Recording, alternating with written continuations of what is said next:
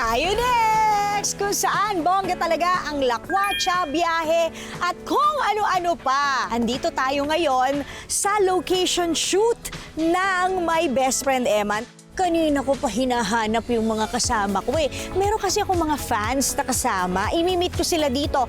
Hoy, ano pinipitas nyo dyan? Wala namang bulaklak. O ano, kanina pa kayo dito nakatayo? Oo, halika na, tara na. Kung hindi ka pa nakakasubaybay sa pinakabagong action drama series na My Best Friend Eman, ito ay tungkol sa pananampalataya at pangalawang pagkakataon sa buhay ni Mateo at ng mga mahal niya sa buhay. Okay, ready? Kahit na maulan, laban na laban ang cast sa pag-date ng kanilang mga eksena. Isa na dito si Kit Thompson. Super dali kasama ng mga co-actors ko. Isa sa madalas na ka-eksena ni Kit ay ang gumaganap bilang Aaron, si Ellison De Dios. Ano yung pinakang-challenging na parte so far na nagawa mo? Ito yung car chase namin. Yes. Bakit? Hindi ba kinakailangan ng double? Ikaw talaga lahat yun? Kami talaga yun, Ma'am Lai. Dahilan ng bunuan ni Dwayne at ni Aaron ay walang iba kundi si Francesca. Paano mo pinaghandaan yung role mo? Nakipractice po talaga ako kasi first time ko po mag-action scenes talaga. Pero ayun, masaya naman. It's a new skill set and of course, masaya naman yung mga kasama namin dito. Parang pamilya na raw kung magturingan ang cast.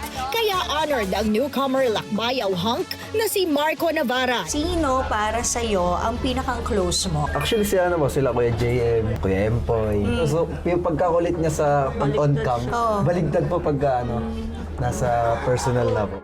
Very professional na si Reyes Matias sa mga roles niya, lalo na bilang si Agent Samuel. O, anong ginagawa mo? Ito, nagre-rehearse po. para saan? Memorize yung script kasi may ina ako sa memory. So, hanggang bago mag-shoot, madalas inaarap ko talaga yung kanya. Ginulat kami nang gumaganap naman sa papel na Joshua, si Sid Lucero. Isang karangalan sa akin ang maka-eksena ang veteranong aktor.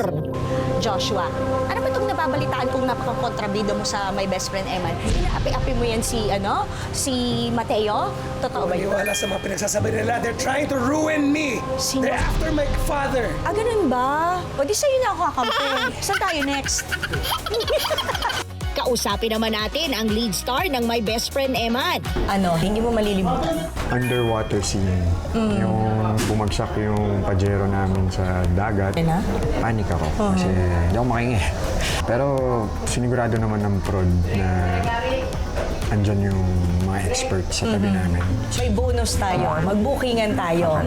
Ayan. Sino pinakamalakas humilik kapag nakakatulog sa set? Pinakamalakas yung ako yata. Ikaw. May Ay, humihilik. opo. May nakakatulog habang nag-e-eksena. Dati, sa sobrang pagod nito. Nakatulog ka. Nakatulog. Sino pinakamakulit? Maybe si Sid Lucero kapag nakamood. Ellison De Dios and Kit Thompson. Parang ako na ata eh. Sino naman yung pinakang matakaw? Ina. Si Sid Lucero. Parang ako na ata eh. Samantalang si Edison, may hawak-hawak ng pandesal doon, no? So, hello po everyone. Mga kapatid, Mga kamisis, Abangan nyo. Please keep watching. Patuloy niyo po ang pagsuporta. My Best Friend Eman po. may new time slot po tayo. Tuwing Lunes hanggang Sabado. 2:30. After Eat Bulaga.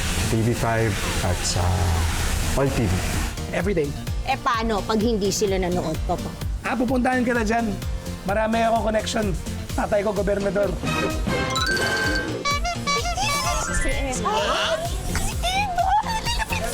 Iman! Iman! Ay! Ewan! Grabe, nakakapagod. Pero, aminin nyo, girls, ang saya, di ba? Nag-enjoy kayo.